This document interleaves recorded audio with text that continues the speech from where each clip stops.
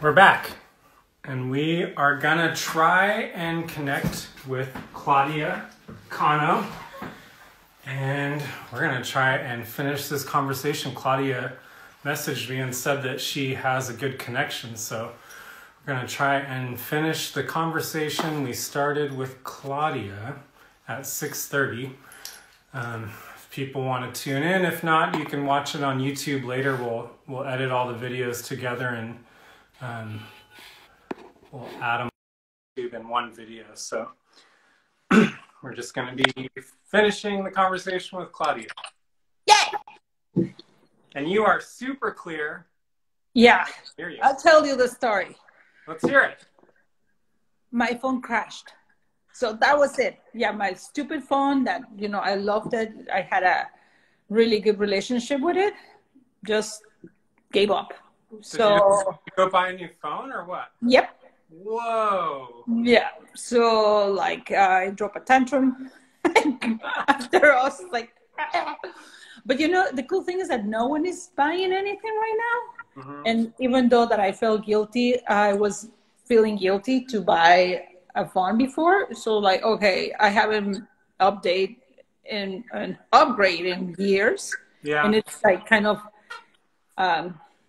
very unprofessional when I pull my cell phone and I put it on the table on a meeting, and I'm like, everybody has this amazing cell phones and was it a flip phone? Almost. It was I can even show you the tiny ones, the ones that I version 5 or something. Yeah. So yeah, it finally. Cool. I've been having problems with my phone crashing because all the gigs are used up on it. All the memory in the phone is used up because of these videos. So my phone has just been shutting off. Even on a full battery, it's just completely shutting down. So yeah. So it was the software was telling me, hey, upgrade. And okay, so in the meantime, it's I think that it's time now. Yeah. This new era is forcing me to face realities. We were talking, right, about computers, all that. Yeah, my computer is a hand-me-down MacBook Air that I got from my sister. It's from 2012, and it's having trouble even, keeping up with updates and stuff, and having to do video stuff. It's just kind of not working. But to pick up where we left off, I think we had just started talking about you delving into performance. You were working with Wendell at Mesa, and right? Yeah, I was taking a class. He kind of talked to you about performance, or is that right? Yeah, it wasn't a sculpture class. That's a class that he usually teaches, but this one was kind of interdisciplinary class. So it was a little bit of sculpture, a little bit of sound, a little bit of video, a little bit of everything. So that was my second time taking a class with him. And I just dived into experimentation, and that shifted my mind. Having really good mentors, really good friends. He now became my friend, and Allison too, and they are amazing, and they have been influencing the art community of San Diego so much in so many ways, and then as well as other amazing artists and professors. So after that, it's I know you've talked a lot about Richard Keeley too. Oh yeah. Yeah, for some reason, I'm really bad on sculpting things and thinking three-dimensional. It's really challenging for me. It's being a photographer, I think fast, producing images, flat work. But I think that for what I want to learn and what I want to experiment, it's always good to have conversations with, people that are not related to my form or my medium. And yeah, Richard Keeley at State, he ended up mentoring my thesis. Actually, he was my director for my thesis, and that was great. That's very uncomfortable to create new body of work or a new form of art, which I like. If I'm comfortable, I'm done. For me, creating art, and if it is repetitive, why do it? What's the challenge? I make art because it's the way that I communicate, first of all, with myself and with others, you know, my family, my friends, and the world is possible because I don't have a big ego, although all artists have one and everybody else. But I think that for me, having those relationships and many others helped a lot, you know, like also conversations with you, with Jody, with Mikey, you know, friends also helps a lot, you know, having a community. Yeah, something I brought up in the earlier conversation, the first time I saw you doing performance was at the Ship in the Woods event in Del Mar, but was that an early performance for you, a public performance, or had you already been doing that character for a while? Well, Persona. yeah, you know, we were talking about it when, you know, all this cut off. Right. So when you're doing, you know, like three-dimensional work, when you're doing paintings or work, where you're like, you're showing the final work and you're building it and creating it in the process and you're learning as you go. In terms of performance, you're learning when you perform. There's no other way. There's no script, although there's a process, a deep, you know, dumb process that I go through and an analysis and writings and readings. But if I don't perform, I don't know what is happening and I don't know if it works. Right. So I was already doing my master's degree at San Diego State when I was just knocking on doors, seeing who will, you know, let me perform. And that was the one that you saw, which was fun. That was like a, I don't know, like 3-hour or 2-hour salsa making that I developed. That was the first time that I started doing salsas, which is part of my performance now. And also while doing my master's, every time we had critique, which was once a month, you know, critique is when everybody gathers from the art department and professors as well as the studio mates. They gather once in the afternoon and everybody talks about what they're doing. So on top of making art, I will make salsas and I will bring them to, you know, the conversation just to see what happens. What is the reaction of people, which, you know, like Richard remembers and it's like, oh yeah, you know, that's what I was doing. A lot of experimentation. I don't talk about it till it's solid. And so let me just go back and how I started performing. When you're like showing paintings, prints, photography, flat work or sculpture or final work, as I see it, final art, you show it. And that's how it is. But performance, I didn't have a way of doing it, but besides experimenting. So one way to do it was in open spaces, which till today I love doing it. You know, it's comfortable for a performance artist to be in 4 walls, you know, like in a space that it's safe, that it's not challenging enough, and everybody knows that it's a performance. Oh, that's cool. But my idea of creating these alter egos is like merging them with reality, having them in roles with, you know, society. What happens if, you know, Carmencha shows up in a place and tries to buy a ton of things, or if, you know, Rosa, or I have other characters too that I haven't, other alter egos that I haven't shown yet. But what happens? So I began just knocking on doors and asking, can I do this? For instance, with friends, I remember creating a private event on Facebook and asking, can you give Rosa a chance to come over and clean your house? And on some occasions, I did like 4 or 5, if I remember. So the agreement was like, please help me to document with whatever camera you have. And other occasions, it was like cooking an entire meal, you know, and leaving, just like arriving at the place. Rosa will arrive and she'll be cooking in front of everybody, serving, cleaning, and then leaving. So what happened? You know, like it was a way to like study the character. At the same time, I was already, you know, like doing, well, I did some stills some that they're already, you know, part of the archival, where I was doing self-portraits. So that's how I started. When I had one amazing experience at the border, the Friendship Park, where I didn't know the time, the schedule of the park, that it's always only open on weekends. So it's like, well, you know what? I'm just gonna do it today. It was a Thursday or a Wednesday. It's like, screw it. Let's see what happens. So the way that I narrate is like Rosa and I got in the car, and when we arrived, it was closed, so I had to walk with her, and we were both, you know, like wondering what was going to happen. Yeah. I called my husband and told him, if you don't find me, because I know, probably someone knows, or a lot of people know, or I don't know, that in order for you to be at the park, you have to have some sort of identification, some ID.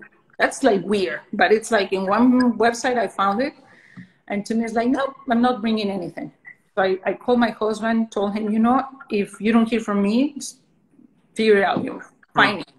So I carry the broom, we carried the broom, the tripod, everything. And we went there. I started just shooting, and Rosa was, you know, sweeping. And all of a sudden, the border patrol started to show up. Like, oh, wow. you know, they had like, it was weird because they were like taking their distance in the back.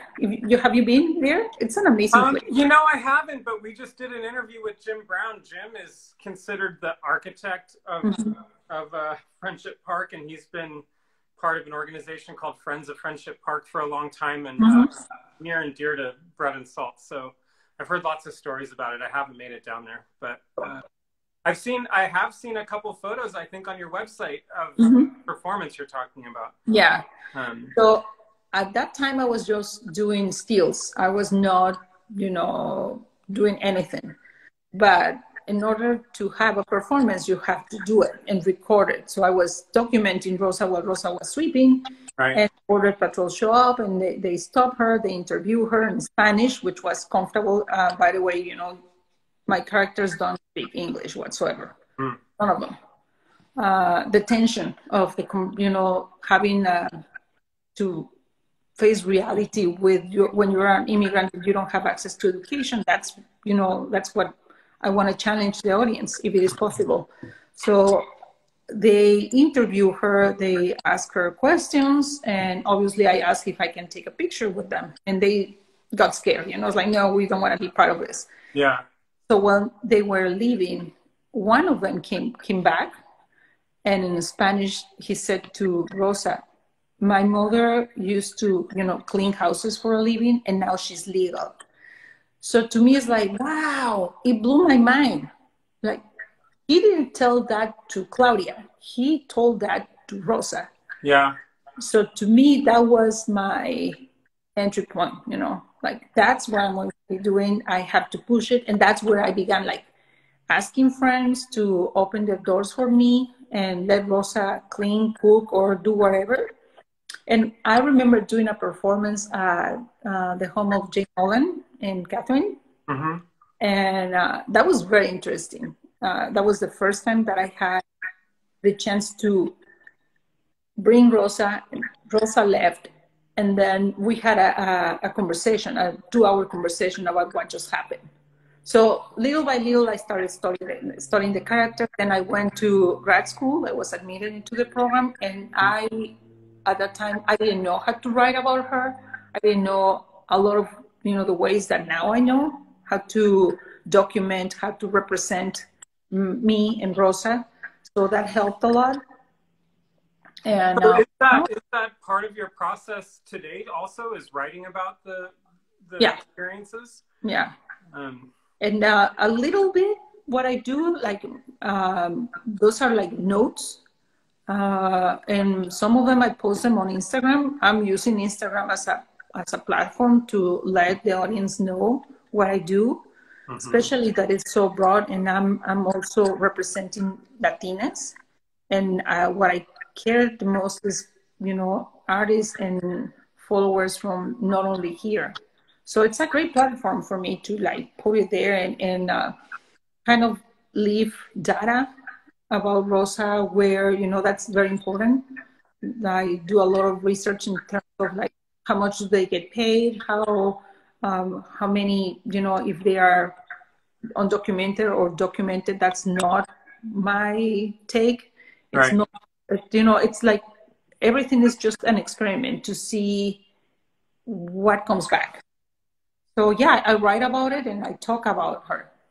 And the last installation performance, as Asusodin, is the one that we were talking in the morning at Bread and Salt. Mm-hmm. It was more of the idea, the aftermath of creating this character, but now it's not a character, you know, it's me. And now I'm doing pretty much the same job, but within the aesthetics of a gallery.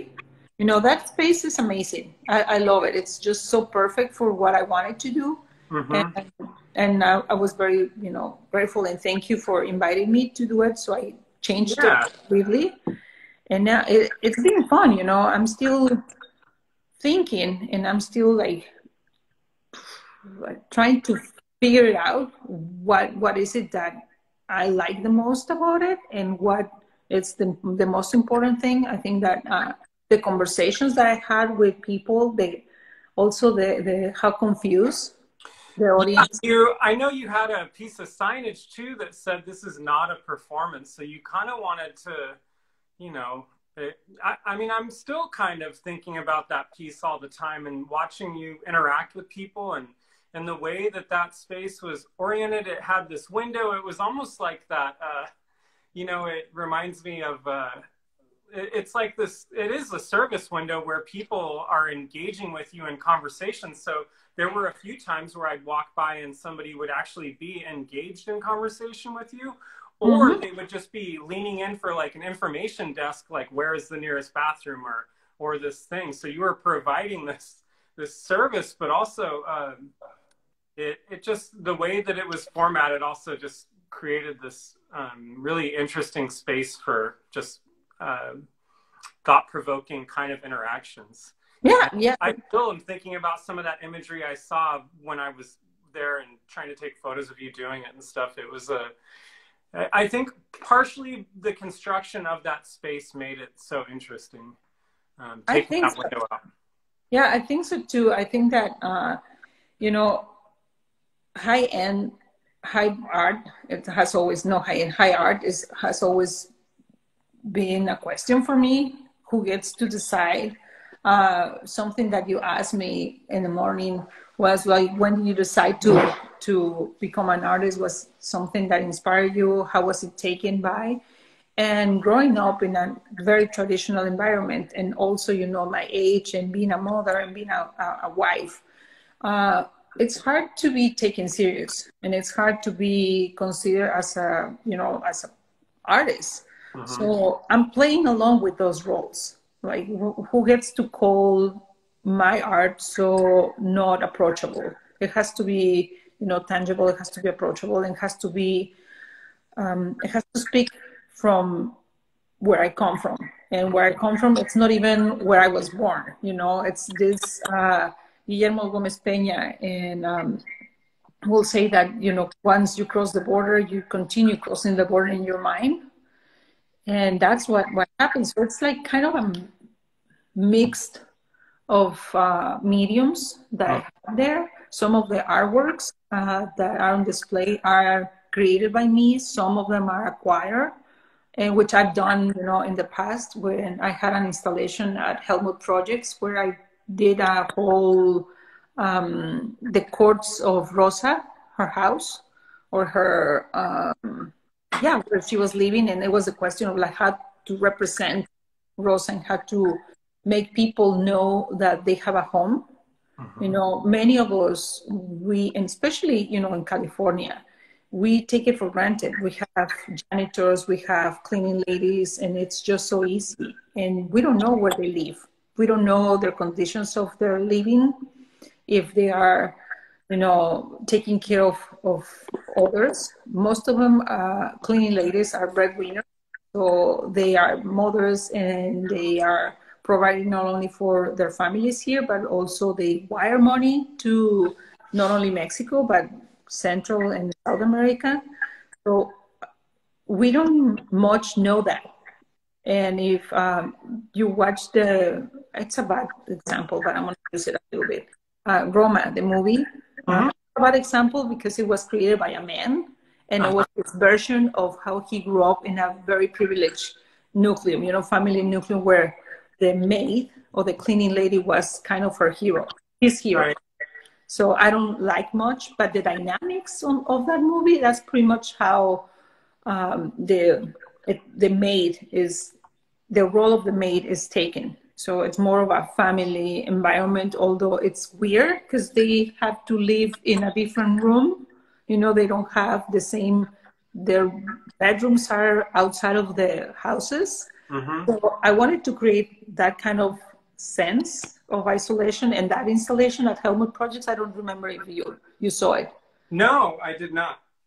Well, it's pretty much the same idea of like creating this environment for what is the life of Rosa, and this installation, A Sus Órdenes, it's more of a dialogue, a conversation. What happens, and I can tell you that I had a great experience, and even that they were not positive, some of the comments, I like those. That's what I'm looking for, like question the audience, and it doesn't have to be related to art. It's just like, what will happen if I just elevate what is a service, which is the main objective of that specific installation. Right. What about the general public? I know there's a couple good photos of you. It looks like you're on the Ocean Beach Pier and you're sweeping on the pier, or is that maybe Oceanside? I can't tell. No, it's a Oceanside Pier.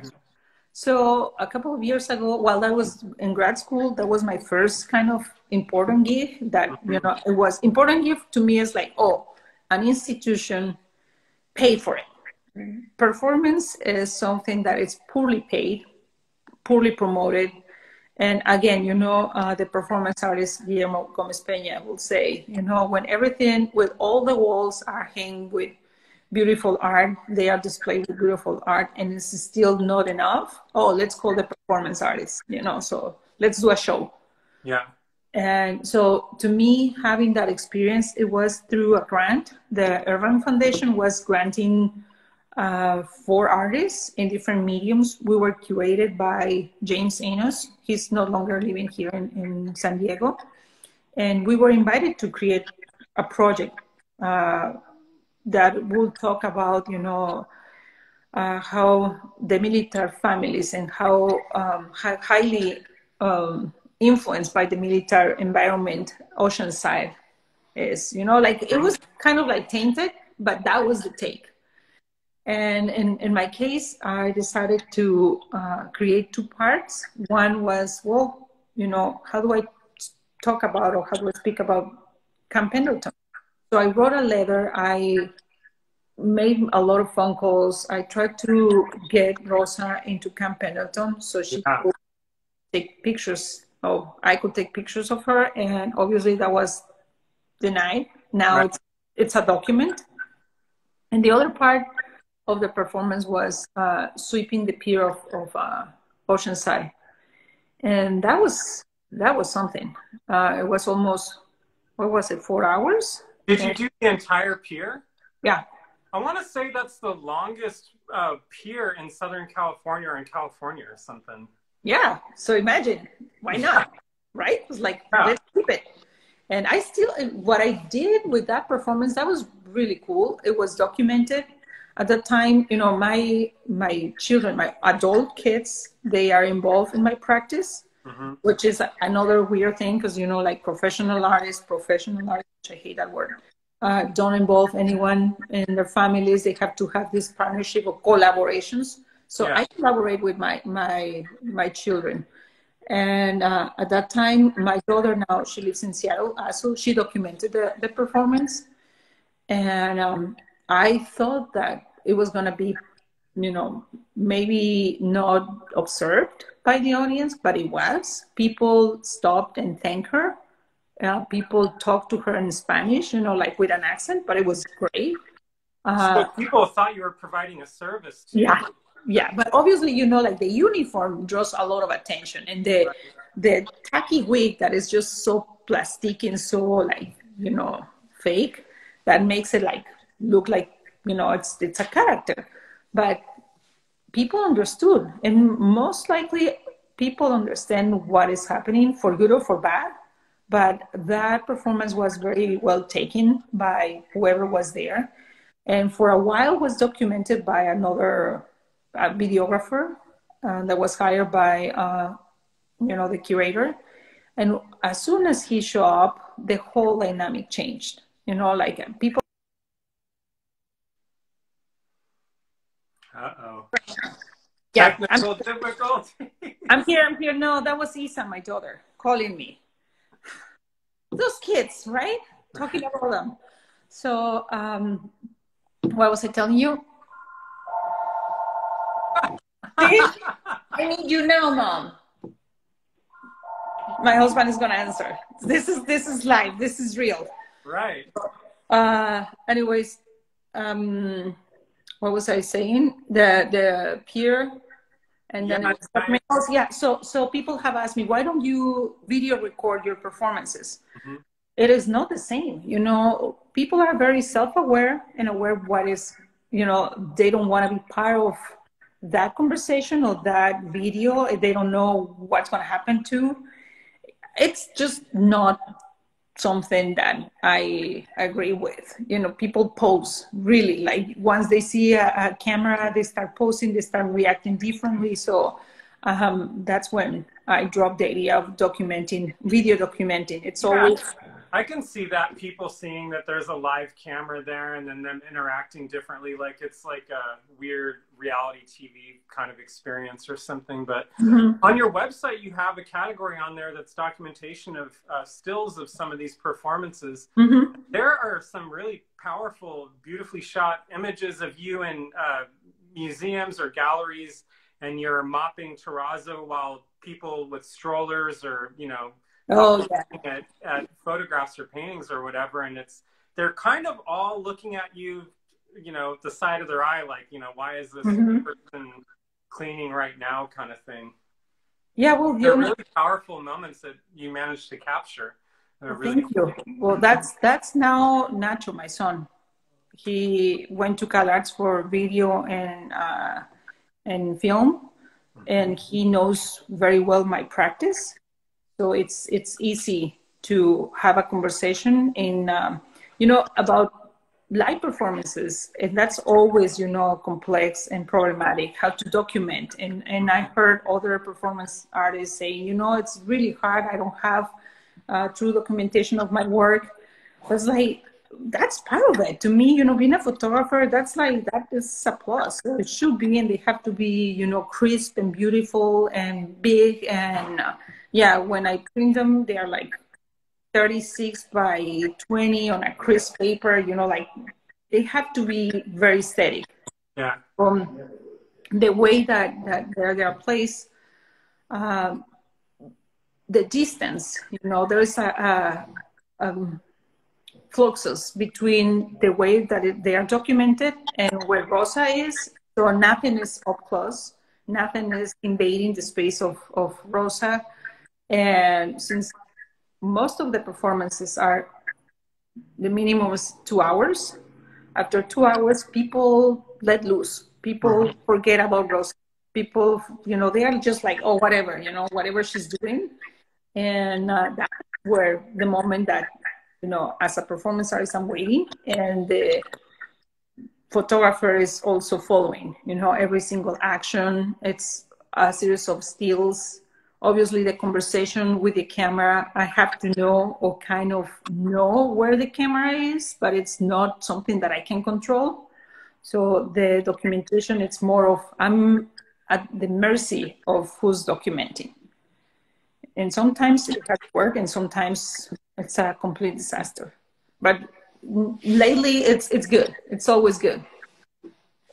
I know for the piece that you did at Bread and Salt, you also wheat pasted the walls and you did screen printing and all that kind of stuff. Is that's not something new? I see behind you also is a cleaning product that you turned into a poster. Yeah. Well, Does the screen printing come out of your photo background and all that kind of stuff? Because the yeah, photo emulsions and yeah. Yeah, well, when I was in grad school, San Diego State doesn't have a performance program. mm-hmm. And at my age, I wasn't going to look for another college. They admitted me and they said yes. I was like, okay, I'm going to make it work. You know, I like challenges. So, but I was admitted into the painting printmaking program. Boy, how do you, what do you do with that? Obviously with the background as a photographer, it was like, oh, and State has probably the biggest screen print studio in all the universities in town. Wow, I didn't know that. Oh yeah, it's beautiful, and it has like the best technology, all Apple's, a big lab where you can print. You know, that's a big print. So the screens are, yeah, everything. So I learned a new medium. It wasn't easy because obviously, you know, I wanted fast and furious. So it took me a while, and bumping heads with my mentor, Scott Weiss. He's awesome. And I started, and I love it. Till today, I do screen print. You know, that's something that I'm combining with embroidery, with photography. All of those images that you see are photos. Oh yeah, you have that one. I managed to grab a couple things. This is an embroidery piece. Yeah. And I have another photo of one of these kind of looks like one of the photo weavings, but I know at Bread and Salt you also did a screen printed version of that, right? Or photocopied and screen printed, or Yeah, I just print them in, you know, like what was it? In two staples, and print the file, and we paste them, and they look pretty cool. You know that it looks so great in the not an exit Bread and Salt space too. It made it. I mean, people don't know what to think. I think that's the neat thing about that space. They don't know what they're looking at. But that's contemporary art. You know, if I want to make something that is already, you know, like you guess it right away, it's like, why do it? Like, well, also the history of that not an exit space is so special. Bob Matheny started that space. He's, you know, such an incredible guy and such a great history of performance and all that. So I feel like that piece really fits well in there. Yeah, it was great. And it's still up right now. I mean, we haven't done anything with it, but you know, I do know the shelving that you have in there. You have these beautiful objects, some ceramics that you did some glazing on, and they're art objects. It's like this assemblage of items on this shelf. So it's not just a performance space. There are static little sculptures there. There's the wheat pasting on the wall that has screen printing. And also this shelf with these collection of objects. What else is on there? There's a particular oil that is commonly used, right? Yeah, it's commonly used in Mexico.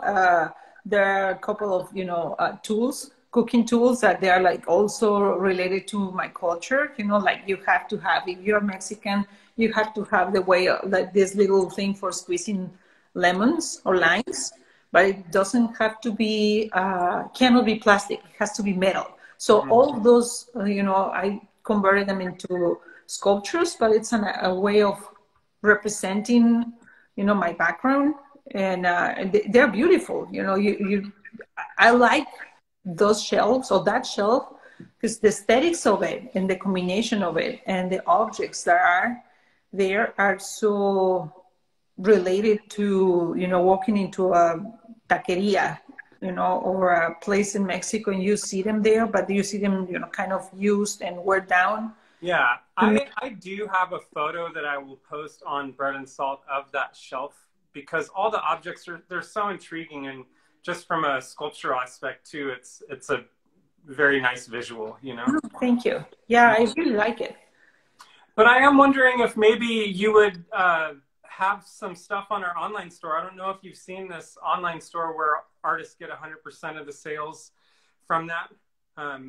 If you go to breadandsaltsandiego.com, there's a button that you can press and look at all the artists that we've been doing interviews with. We've been posting. Oh, cool.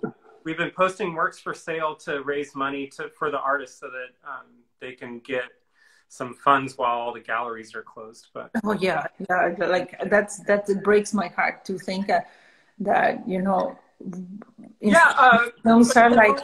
it's interesting. We have had a lot of sales. I just went to the post office and mailed off two drawings of Chris Wassel's. So people are buying small works. The price range is a little bit low, but it's good to see that people are buying stuff. We've sold dozens of things in the last 2 weeks.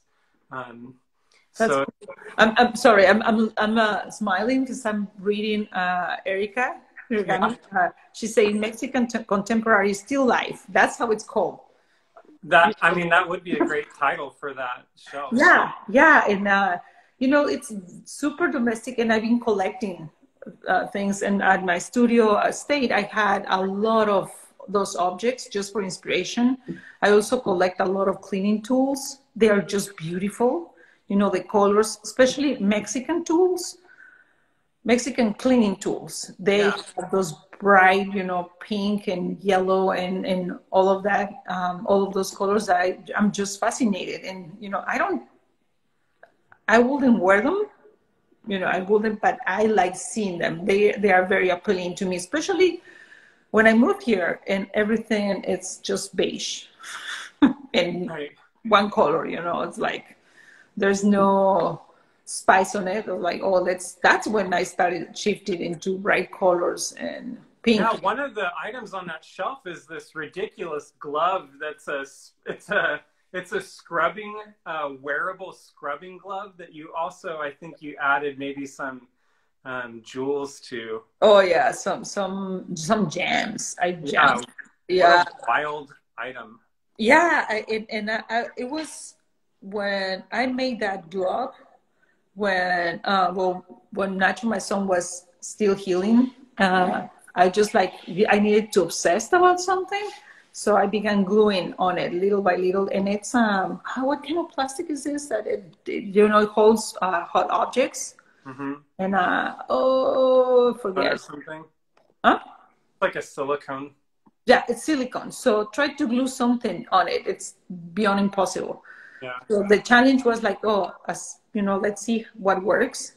And I used tweezers to glue them and just continue the detail of it. And that's something that I would love to do if I have the time, but it's always so tedious to put it and wait till it dries.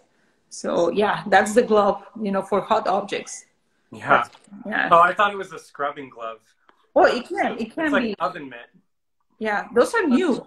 Those scrubbing gloves, I saw them and I'm fascinated by them. I saw them as I'm going to buy one. But now, well, it's impossible. One day I'll do it.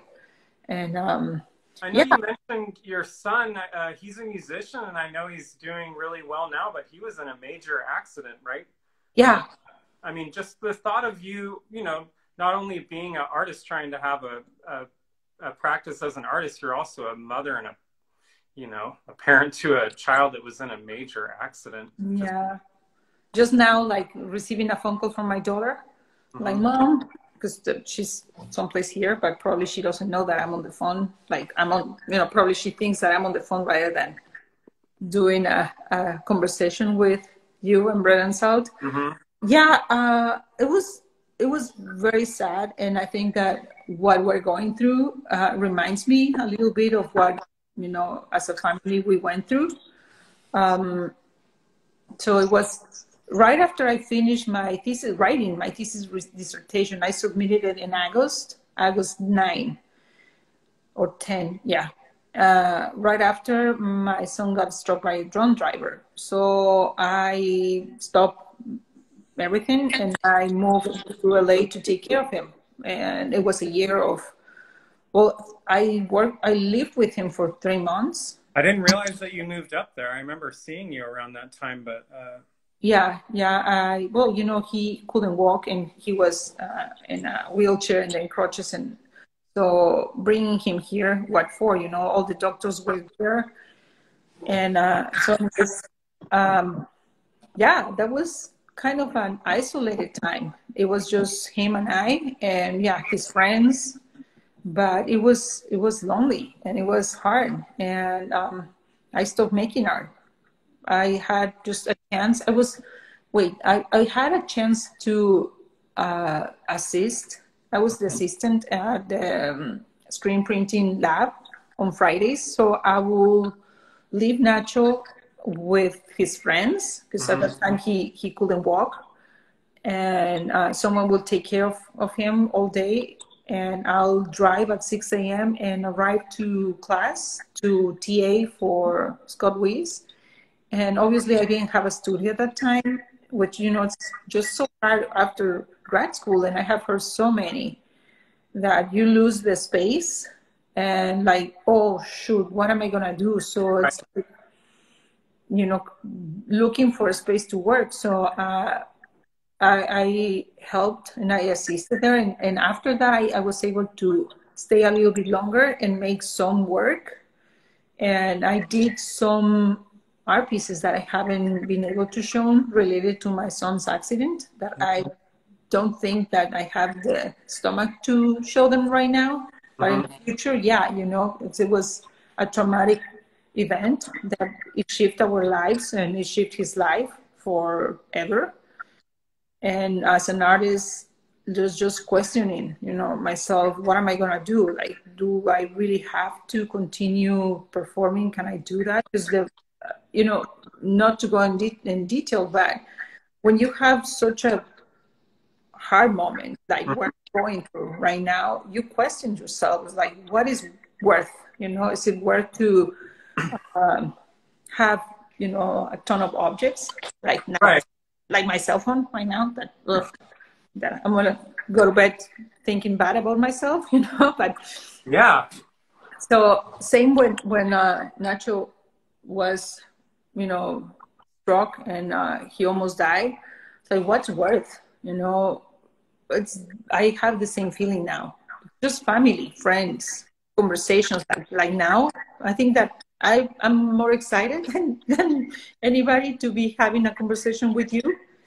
Yeah, it's when all this started happening, I started questioning everything. Like, why am I focusing on art, and why do I, feel this need to participate in the arts, and the commodification of art, and just thinking about the money involved in being a professional artist and that whole struggle of trying to pay bills in the arts and all that kind of stuff. And it's pretty frustrating. And I started thinking, like, we are not a necessity or providing a service or a need in the community.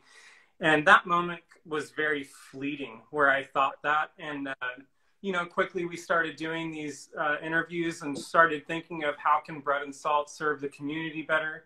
And so the idea of doing the store and all these other things kind of swept in and reminded me that art does serve a purpose. And, it's so much more than just a commodity. It's this service that provides an emotional, release or something. I don't know, but we're still in we're in the middle of this huge shift in right. history. So we don't know till we are done and look back. It's like to see what happened to us as individuals and also as artists. I work for an art institution, and those questions happen to us too. It's like, oh shoot, now what? And 4 weeks ago, I just couldn't sleep.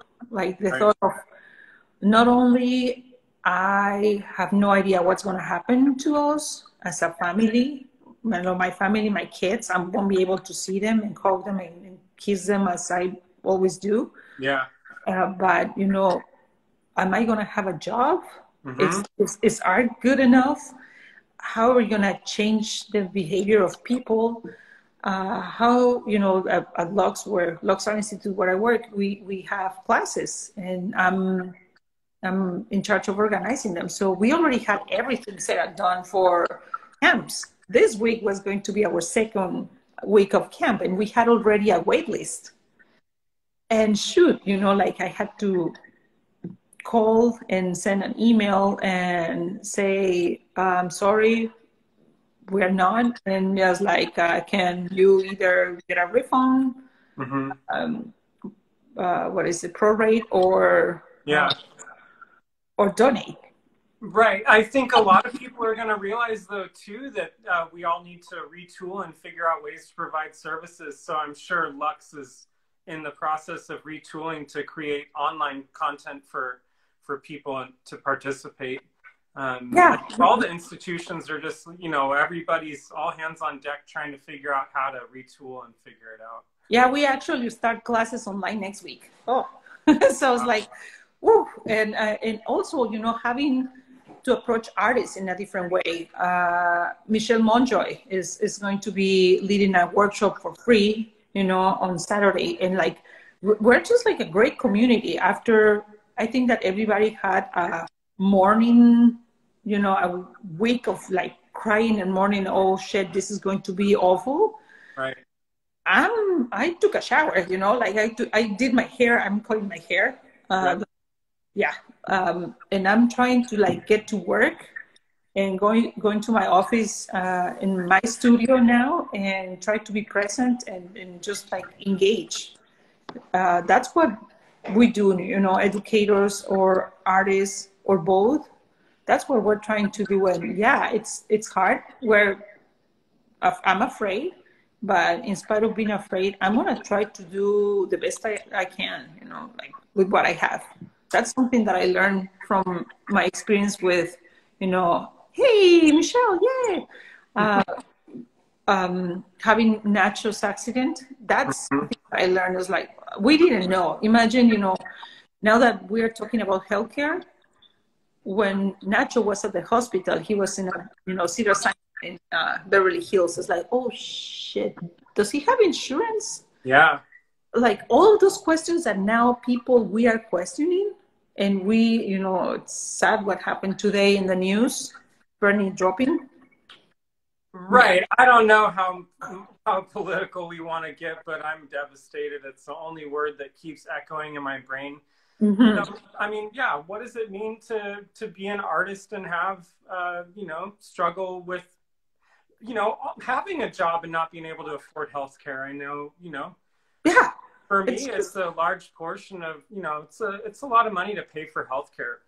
Oh yeah. And that's something that, like most artists or a lot of the artists that we know that are working is like healthcare. Like I have a day job and not only that I care about the education, but also I have that safety, and I can make art and I can pay for my bills and for materials. Mm-hmm. So I think that we're facing a shift.